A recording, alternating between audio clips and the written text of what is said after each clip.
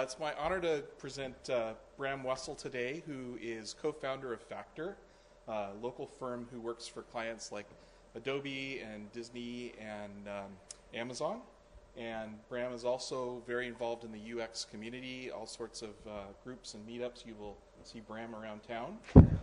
And Bram also teaches at both University of Washington and the School for Visual Concepts. So with that, I will turn it over to Bram.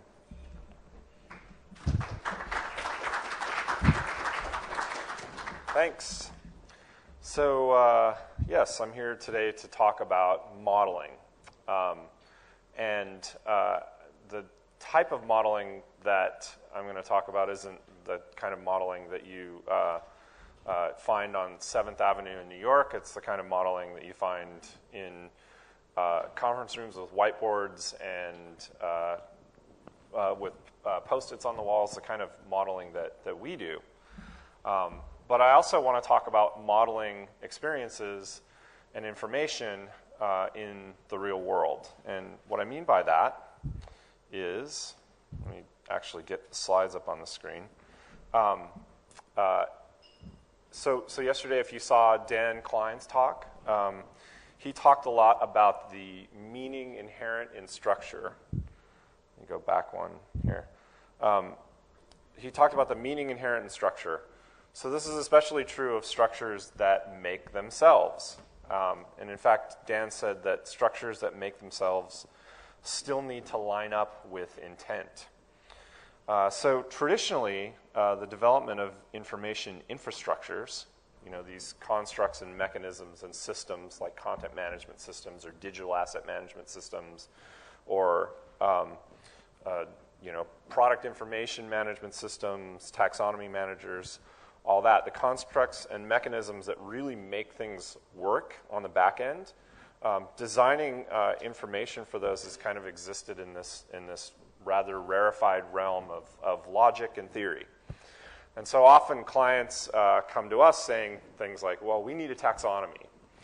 And they conceive of it as something akin to an engineering exercise. Oh, the taxonomy is a list or a series of lists, and we just need to build these lists. So let's put a bunch of librarians in a windowless room, and they'll come out with this perfectly formed, rational taxonomy. But increasingly, experiences aren't just physical or digital.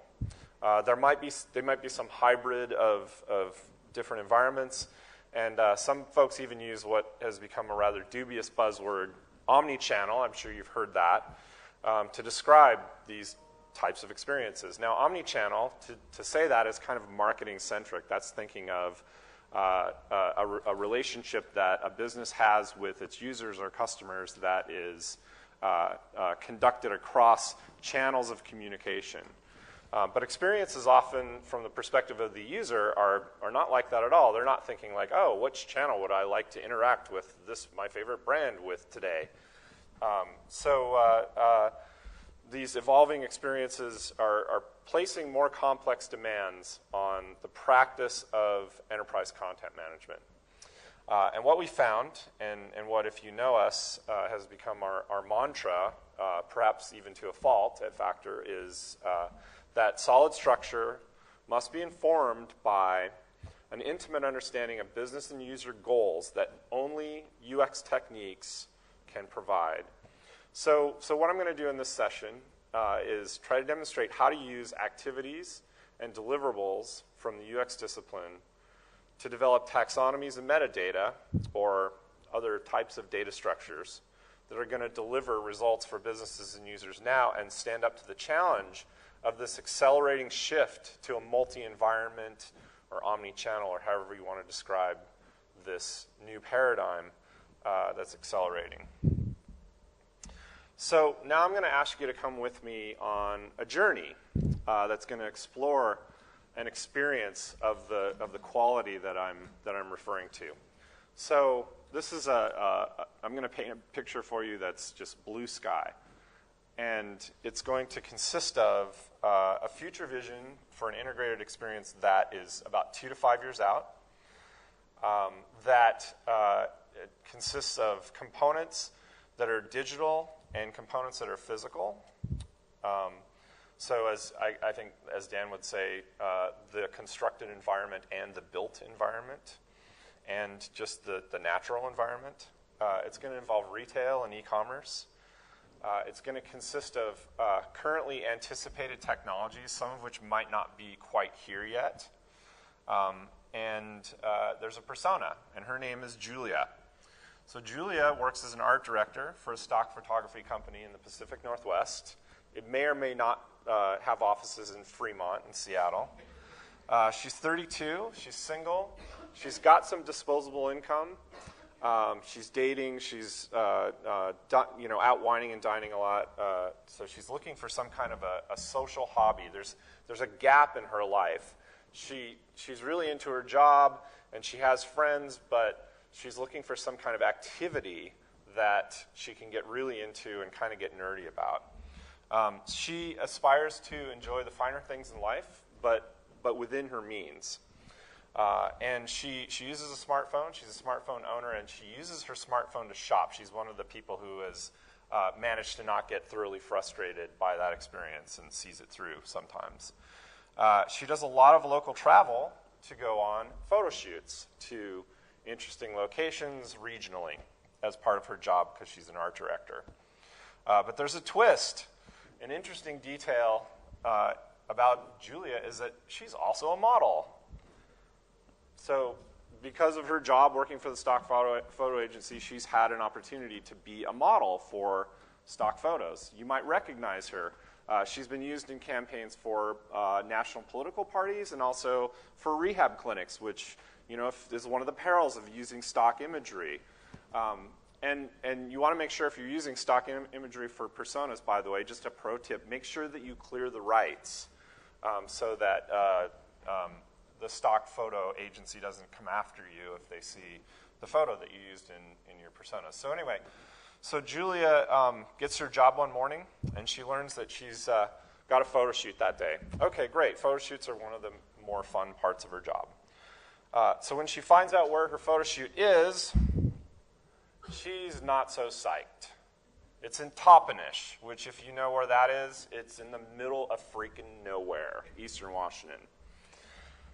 But it's at a vineyard. And that sounds like, oh, I've never been to a vineyard before. What are we going to shoot out at this vineyard? She gets a creative brief, and she wants to know a little bit more, so she switches to satellite view, and she sees that, wow, there's this interesting landscape that's kind of affixed to the natural landscape. So there's some kind of built environment or maybe farmed environment that has been superimposed on the natural landscape.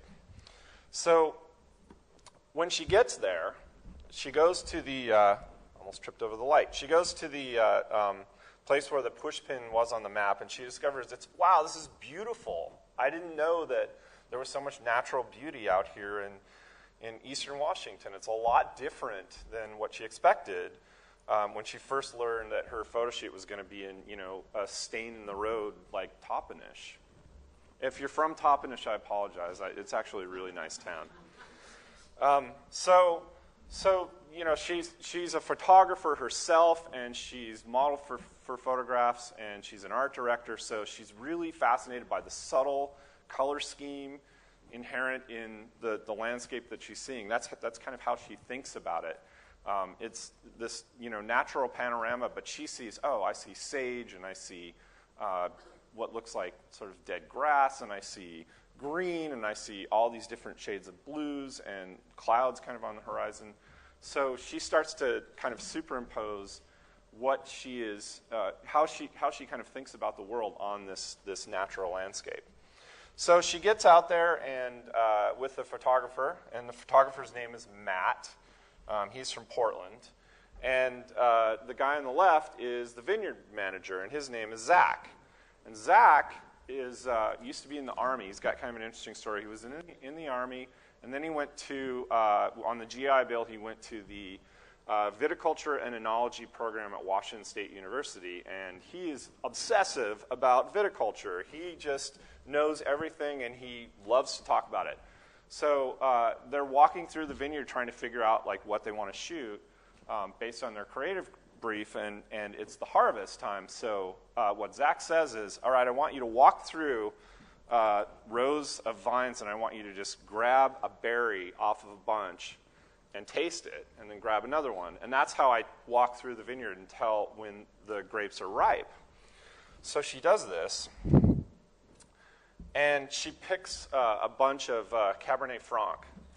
And she's never heard of Cabernet Franc before. She's heard of Cabernet Sauvignon. She's heard of Chardonnay, just kind of the common grapes that most people know, Merlot. But she's never heard of Cabernet Franc. So she puts a berry in her mouth and tastes it, and it tastes kind of green, like it's not really ripe yet. And then she grabs another one, and finally she finds a berry. And by the way, that's obviously the hand model is me, not her. She finds a berry and she puts it in her mouth and like, oh, that's perfect. I know what you mean. It's got that zing. It's got a great balance between sweetness and tartness, and the pips, which are the little seeds inside the grape, taste nutty. They taste interesting. They don't just taste like stems. Wow, I really want to know what the wine made from this grape tastes like. So she decides that she's going to dive into this. She's captivated. That's going to be her new social, hobby, the thing that's been missing in her life that she's looking for. She decides she wants to get into wine. So where does she start? Well, she's out here in the middle of nowhere. She can learn a lot about grapes and vines and vineyards and how vineyards are organized. And Zach tells her all the stuff about how the angle of the sunlight and the wind patterns in the vineyard and the soil composition and the drainage of the soil make a huge difference on what grapes are planted in which parcels in the vineyard itself. But she really wants to have a taste experience. She really wants to know what the eventual product is going to taste like. So she pulls out her smartphone, and as you can maybe barely see, there's a cell phone tower on the hill on the back of, right behind the vineyard there. It's very hard to see. And it's one of the cell phone towers that's shared by Verizon and AT&T and all the carriers. So she actually has cell service out here in Toppenish in the middle of nowhere because that's the tower that serves the town. So she pulls out her smartphone, and she happens to have an iPhone, and she just types wine into Google. And so what happens immediately is that Google, which is what Google does, it's interpreting signals. And none of us know how the algorithm works because it's secret and proprietary, but it's interpreting some kind of signals to suggest these results for her. So I don't know what Wine Every Game might be, but there's Wine World, there's Wine Spectator, Wine and More. So she just wants to, none of those seem right, she just wants to find out about wine. So she taps on that, and because she lives in Fremont in Washington, Google will show her the Portales Wine Shop and Bar, which is in Ballard, which is one neighborhood over from the one that she lives in Seattle, and Wine World Warehouse, which is a store that's in Wallingford, which is on the neighborhood on the other side of Fremont, and Wine.com, and the wine entry from Wikipedia. So remember, her goal was to find a wine made from Cabernet Franc. So out of all these results, she decides that Wine.com is going to be the most likely to get her to find a wine like that. So she taps on that. And when she gets here, she sees Wine.com's mobile website. So it knows that she's in Washington. She can sign in if she wants to personalize. She's not quite ready for that yet. The world of wine at your fingertips, great, okay. Show me something that I really care about. So she starts typing in Cabernet, and it suggests both Cabernet Sauvignon and Cabernet Franc. So Cabernet Franc was the grape that she tried out in the vineyard, the berry that she tasted that really blew her mind. So she's going to tap on Cabernet Franc. So once she does that, she finds different bottles of Cabernet Franc. There's one from World's End Against the Wind Reserve from Napa. Okay, I want to taste the wine that's made from grapes grown in Washington. Finham Cellars, that's Napa. She scrolls down through the list. Cabernet Franc from Chile, South America, interesting. Okay, so that's not just grown in the United States. and the rest of them are from California. Well, at this point, the break in the photo shoot is over, and she's done her little bit of information snacking, and she puts her phone away, and she's going to come back to this later on.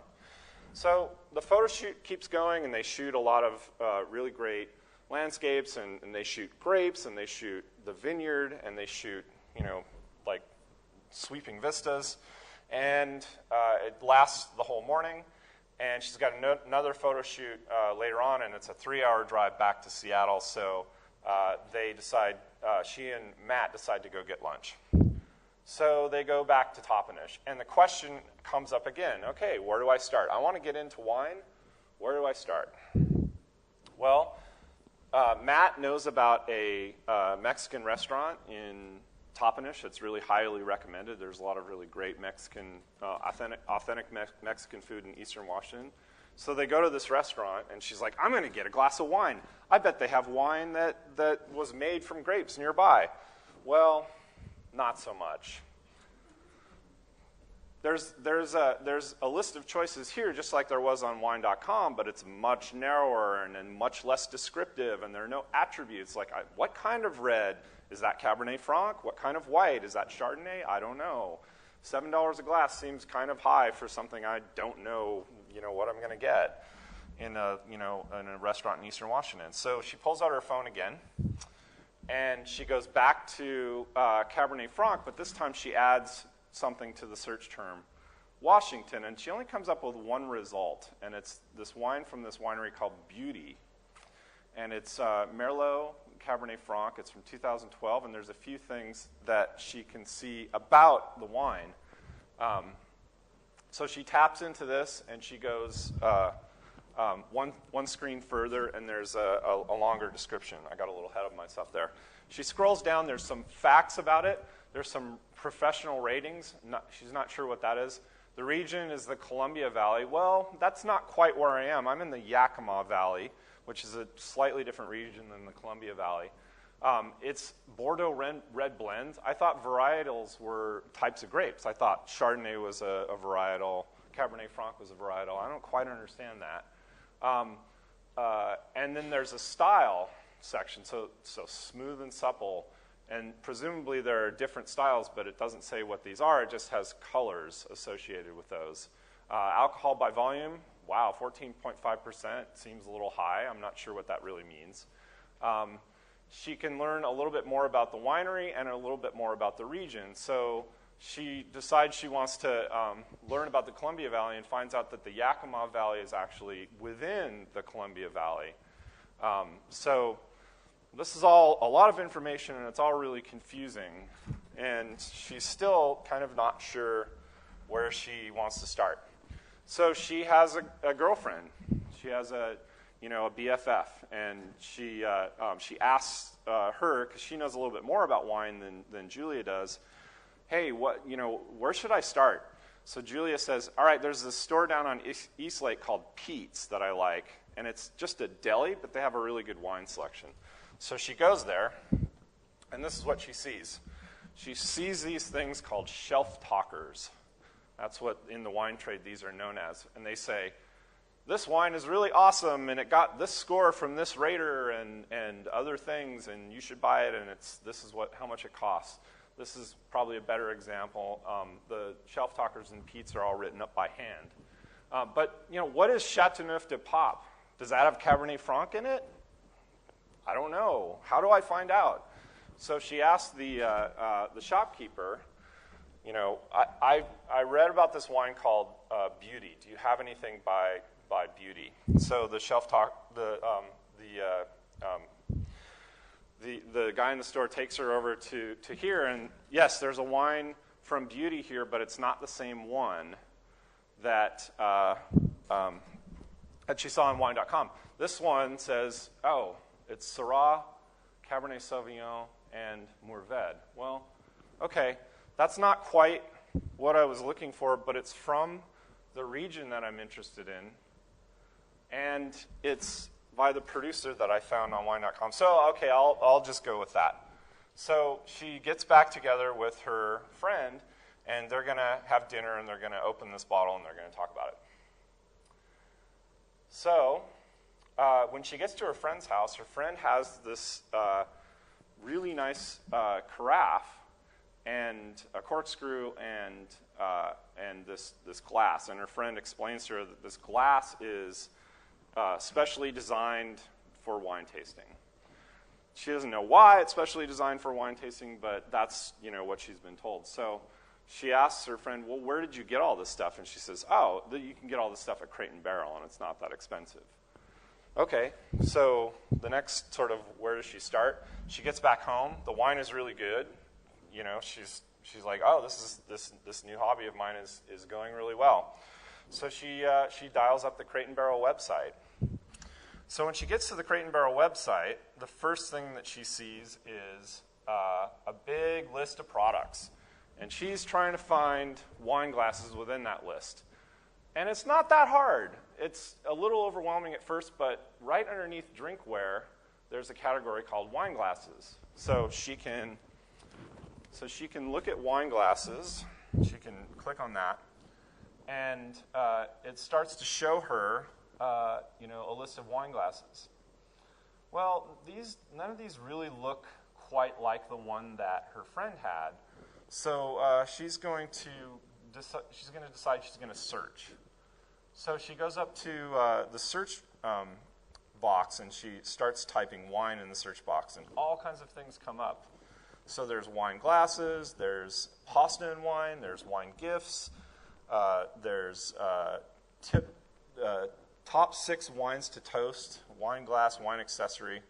She just decides, well, I can't decide between any of these things. I'm just gonna use wine itself. So here are some of the results she gets, and I apologize that apparently with this projector you can't really see detail on the images very well. But there's so she sees a wine opener, she sees wine glasses. She scrolls down, she sees different types of wine glasses. Wine tasting craft, $12.95. That sounds interesting. There's books and other things. So this is 3 to 5 years out, and Crate & Barrel by then has a feature where you can go through search results or browse results, and you can designate things that you want to go look at in the retail store. And the Crate & Barrel app on the phone will be able to walk you through the store just so you can find the things that you're interested in. Now, if you walked into a Crate & Barrel right now, this would not be possible. This is something that technologies that are right around the corner are going to be able to enable. The point will eventually be, what information and how is it modeled do you need to be able to enable that kind of experience? So she goes to Crate & Barrel. There's a Crate & Barrel in U Village, which is a few neighborhoods away from Fremont, where she lives. And she sees wine glasses in the window when she walks in. And when she walks in the door, because she has chosen all of these products on the Crate & Barrel website, she can tap in with near-field communications. So she can tap her phone on the wall, and the Crate & Barrel app will give her a map and show her where in the store all of her products are, and also have more detailed descriptions of all the products than she's going to see in the store. So she sees a couple of displays, and finally she gets to the point where she sees a bunch of carafes. And she focuses on one that she thinks is really beautiful. It's called the Swoon Handmade 80-ounce carafe. It's a little bit more expensive than $12.95, but it's within her price range, and she just thinks it's really beautiful. So that's one of the things that she's interested in. She also wants to find a glass that is similar to the glass that her friend had.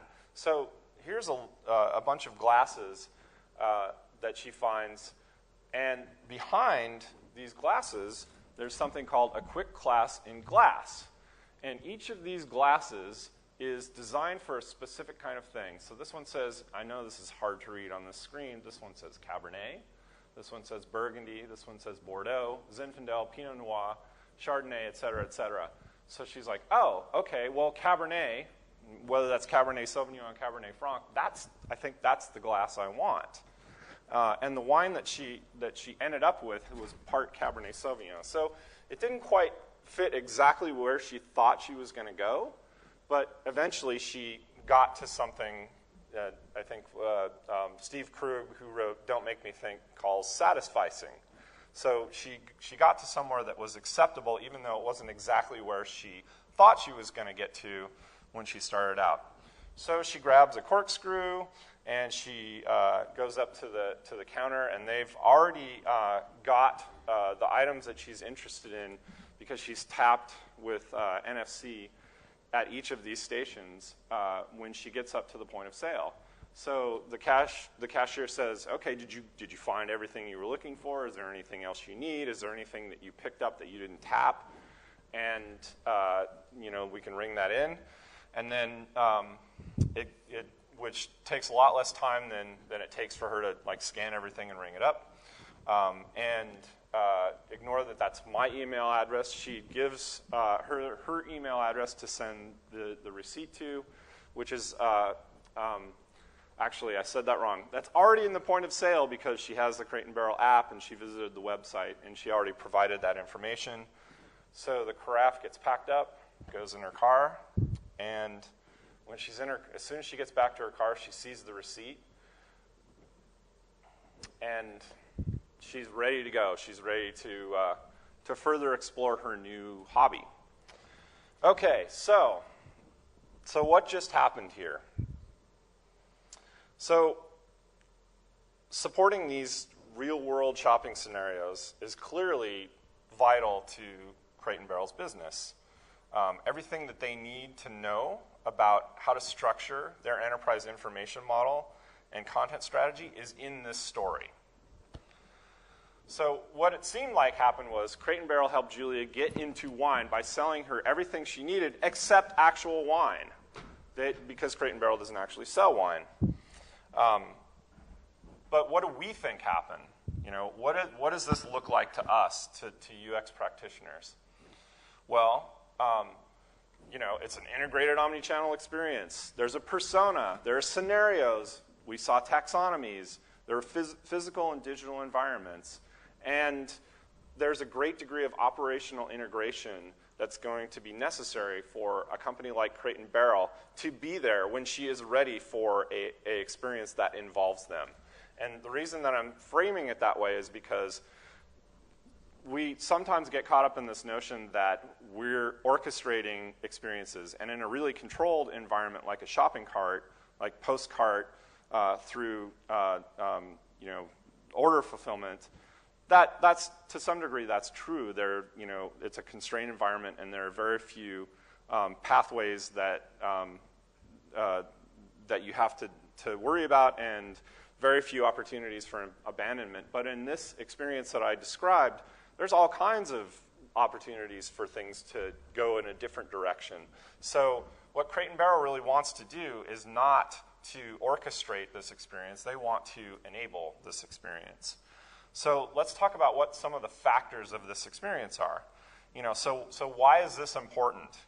What can be derived or learned from the factors of this experience? And what prevails throughout this experience are goals.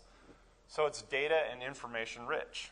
Everywhere along the way, even when she was out in the physical environment of the vineyard, there was a lot of data inherent in that environment.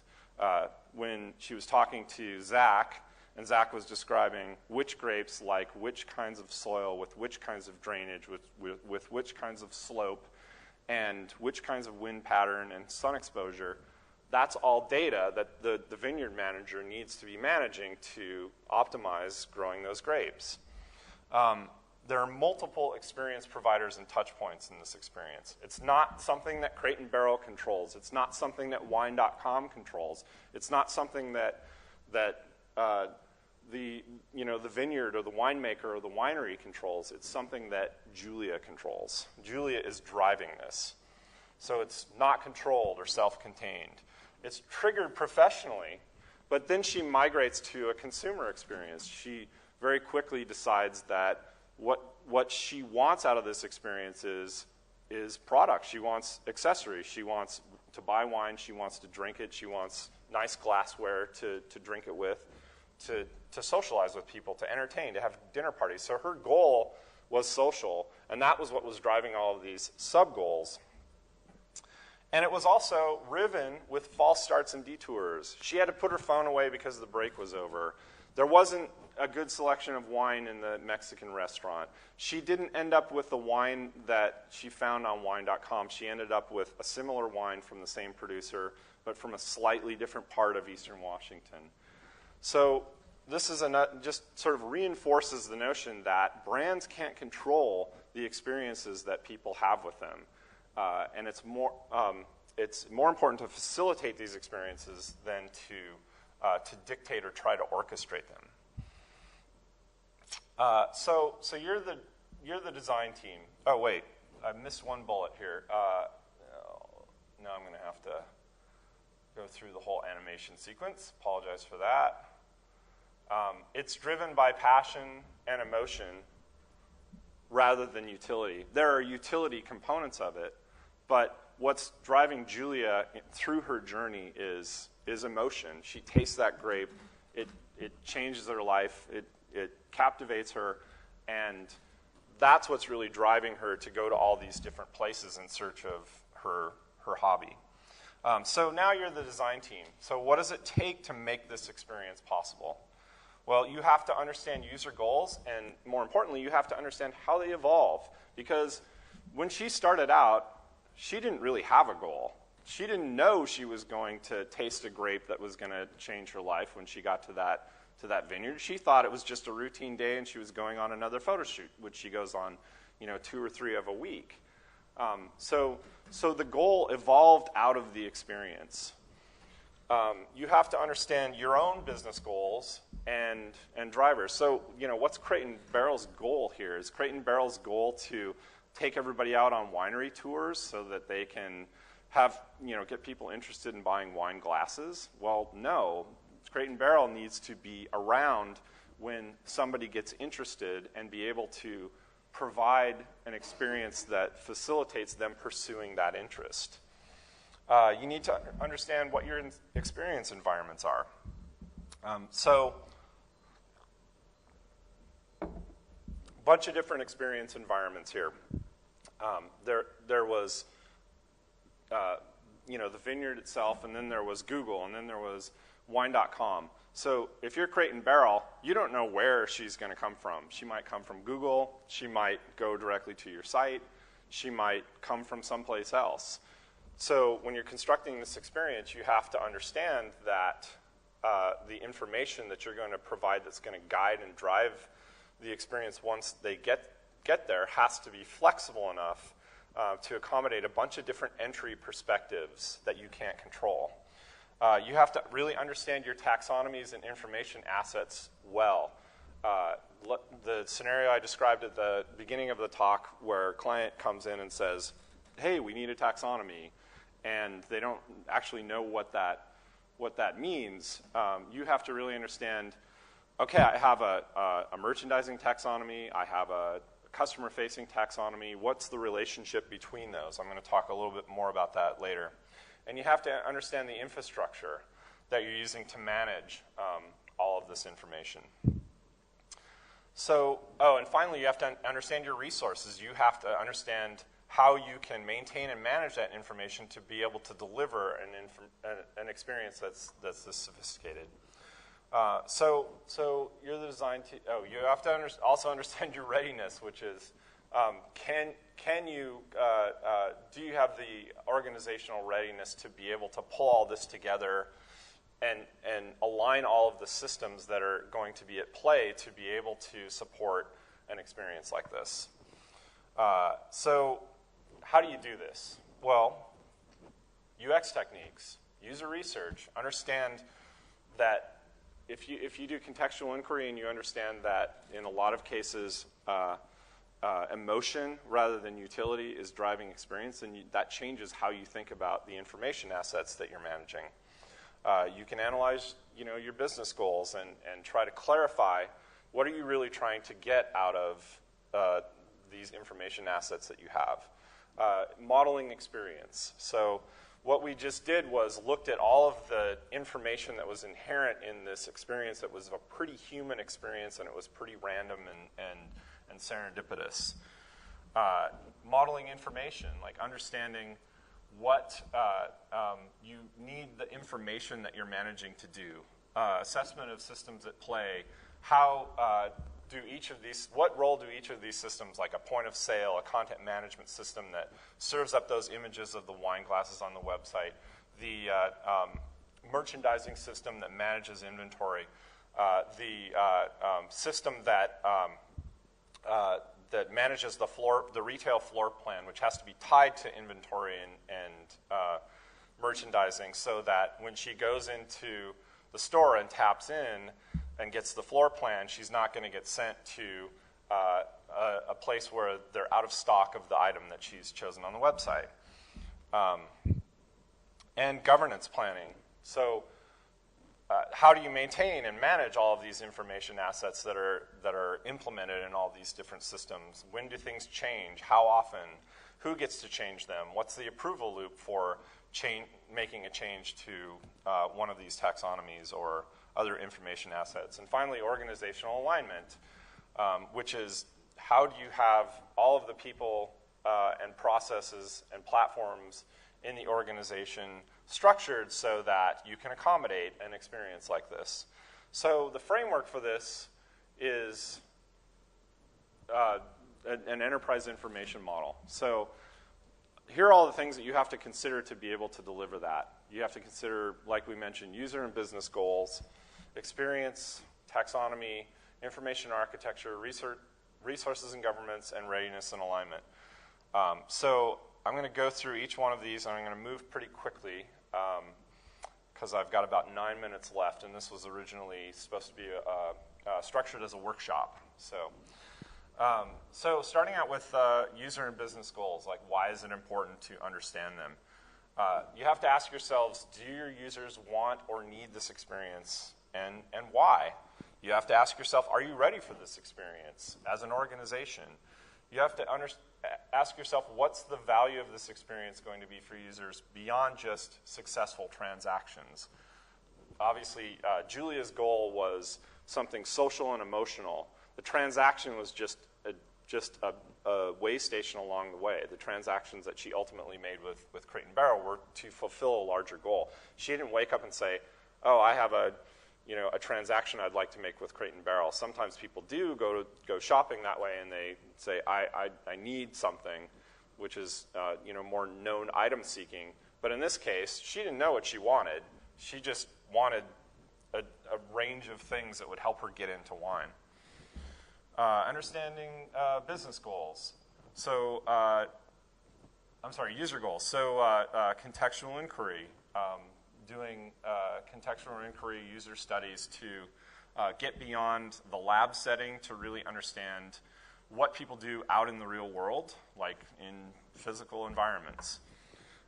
Card sorting and tree testing to really understand mental models that users synthesize with information that they bring to an experience and information that they find in an experience.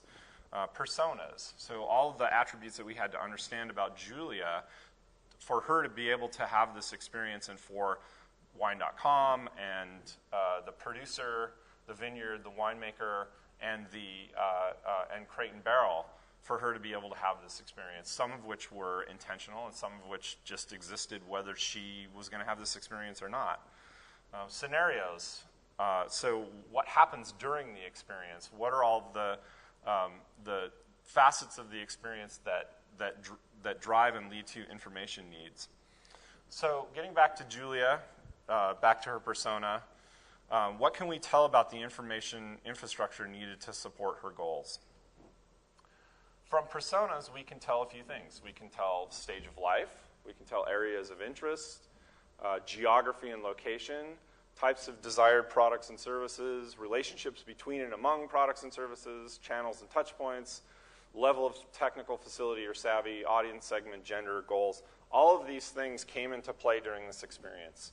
In the wine.com part of the experience, geography and location, areas of interest, types of desired products and services.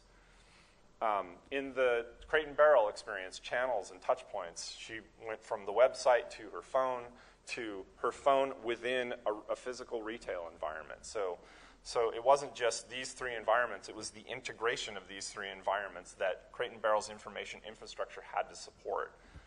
So all these things you can use to design taxonomies. Crate and Barrel is going to need to know where she is. Crate and Barrel's and when. Crate and Barrel is going to need to know where their products are in a physical location so that they can direct her to them, for example. Why understand business goals and drivers? Well, first of all, you have to ask, does it make sense to deliver an experience? And why does that make sense? So Crate and Barrel is asking itself, okay, we want to make the shopping experience easier, but we also want to facilitate experiences that aren't driven as much by known item seeking and utility, but are more driven by emotion. So how do we do that? How do we create an information infrastructure that can support that? What's it going to take? What systems are we going to have to align? What information are we going to have to manage? What taxonomies are we going to have to relate to each other to be able to support something like a map, a floor plan directing somebody to a product and making sure that it's in stock? Are we ready as an organization to deliver this experience? Do we have the people in place? Can we manage something as sophisticated as a merchandising taxonomy in real time such that we can deliver on this promise of you walk, guided by a smartphone app, you walk to a product and it's in stock and the point of sale already knows that you're interested in it. What are the qualities of this? What are you going to need to change to deliver on this experience if you don't have this implemented already? And what are the qualities of the experience you can commit to? So there's a lot of different ways to accomplish this, many different techniques to expose business goals and drivers. But the key is understanding not just what your business goals are, but what's driving them. There's a lot of different methods. You can use something like the business model canvas, which some of you may be familiar with, or you can conduct stakeholder interviews and workshop business goals with stakeholders in a sort of sort of like using contextual inquiry on your clients. And however you do it, you just have to understand why instead of only what. So next, experience. Why do we need to understand experience? Well, you can't deliver an experience without a complete grasp of the information assets required to support it. The whole experience of using a smartphone app to walk through a store to get to a product you've already expressed interest in falls apart if the merchandising system can't deliver the payoff of that experience, which is the product being in stock. You have to understand all facets of the experience to know what systems will need to be in play and in what context.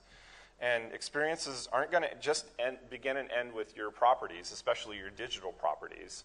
So you need to be able to accommodate a variety of different entry perspectives, and using a persona and walking it through scenarios to model human behavior is the only way that you can begin to account for all of the possible entry perspectives or doorways into your part of the experience. You can't control the other stuff, but you can at least model it and plan for it. So experience maps, this is an example of one of ours, which looks kind of like the London Underground. Here's a closer look at that. You can see the personas, and they're color-coded, and the personas go through each of the steps in this scenario. Are a way to capture this in a client deliverable to get everybody understanding both what experiences people are likely to have and what systems and information assets are going to need to be in play to be able to support that experience. So taxonomies and the relationships between them often surface in experience maps. So if you look back at this, it's hard to see because I had to zoom way in and it's a poster size deliverable, but you can see channels, you can see touch points, you can see events, device contexts, environments, etc. All of these things, you might need to have a taxonomy of channels, and that taxonomy of channels might need to be related to a taxonomy of touch points, and that might need to be related to a taxonomy of events to be able to support an experience like the one that Julia ended up having with Crate and Barrel. So taxonomy, what's taxonomy? Probably a lot of you already know, but it's a collection of terms and relationships between those terms that are used to describe a domain. So there's a lot of different types of taxonomies, and the terms or relationships within them may or may not have rich attributes associated with them. So capital T taxonomy is the discipline of creating taxonomies, metadata, attribution, faceting, etc. There's accidental taxonomies and there are intentional taxonomies. An accidental taxonomy is when you walk into a client's office and you say, okay, so what's your merchandising taxonomy looks like? And they're like, what's that? What's a taxonomy? What's a merchandising taxonomy? Taxonomy is kind of like mathematics that exists whether you acknowledge its existence or not. And then there's information in the head versus information in the world. So this comes from Don Norman's mental model, thinking from the design of everyday things. Information in the head is what you think about a list of products, say, for instance. Information in the world would be, for instance, you go into a retail store, and there is a taxonomy inherent in how all of the items in the store are organized, and how the layout of the store is organized. What is next to what? What is in proximity to what, and why? What's the intent of putting wine glasses next to wine carafes, next to corkscrews? So going back, we saw in the wine.com example the taxonomy that wine.com uses to manage its site. So there's all kinds of different facets and metadata about wine, wine grapes, producers, years, vintages, regions, all of that stuff. And it actually gets pretty crazy. There are 46 types. There's 16 regions, 750 wineries.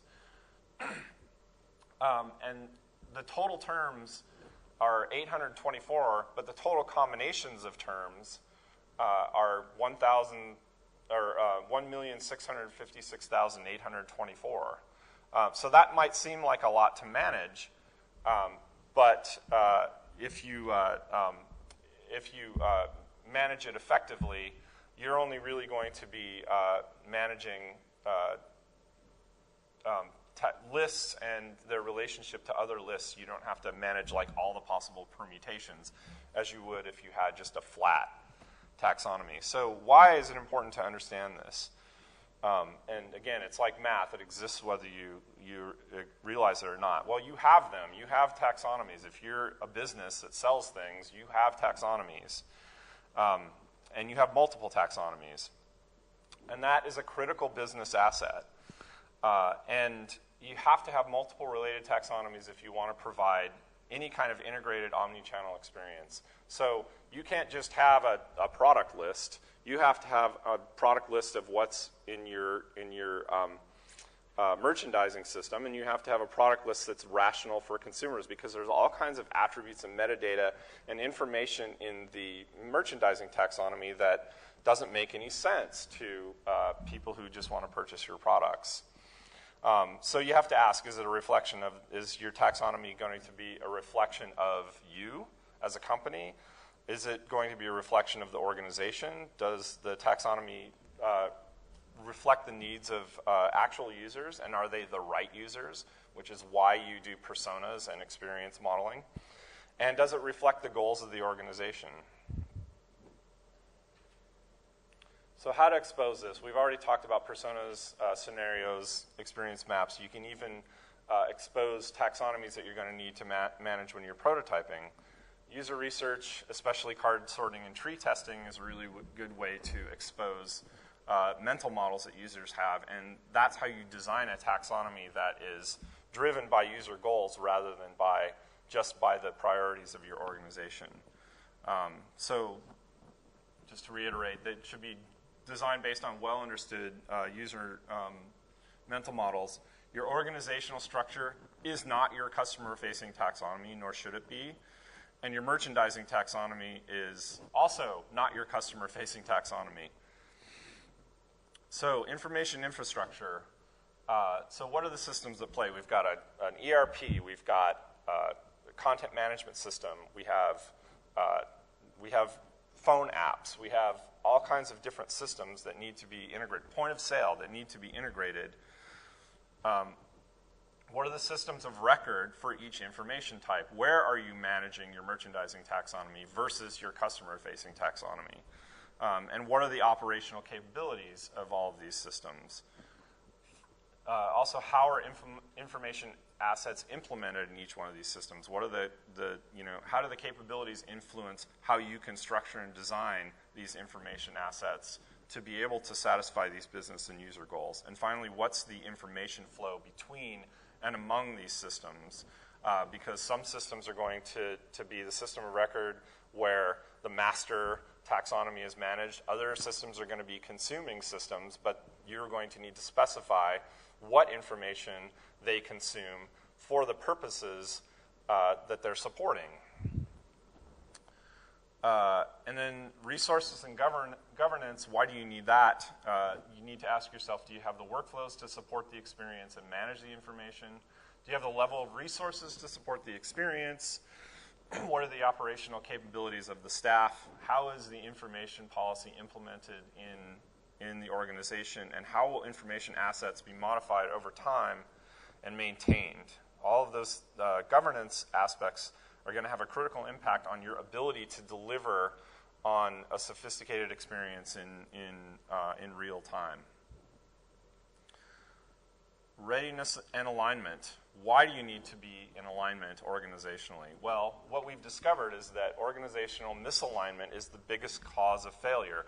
If there's the merchandising group can't get along with the content management group that's responsible for maintaining the content that is going to get served on the e-commerce website, and they can't agree on something as fundamental as what are the relationships between those two taxonomies, you're not going to be able operationally to deliver an experience like the one that we described. These experiences, just to reiterate, are complex. They require really profound levels of integration. Obviously, technical complexities, maybe not obviously, are often easier to resolve than political ones. Because if you can't get people in alignment, it doesn't matter whether the technology can support your business goal or your user goal. And if your organization really isn't ready to commit to what this desired experience requires, then you really shouldn't try to do it until you are in alignment and are ready to commit to it. So an enterprise information model is really the key information asset to be able to support these sophisticated kinds of experiences. So what is that? It's just a set of related taxonomies, the workflows, the policies that can support all facets of these integrated omni-channel experiences that span across people, processes, and platforms within your organization. And this is a critical information asset that any company that wishes to provide these experiences has to have and maintain and cultivate and nurture and grow just like you would a grape. Thanks. That's all I got.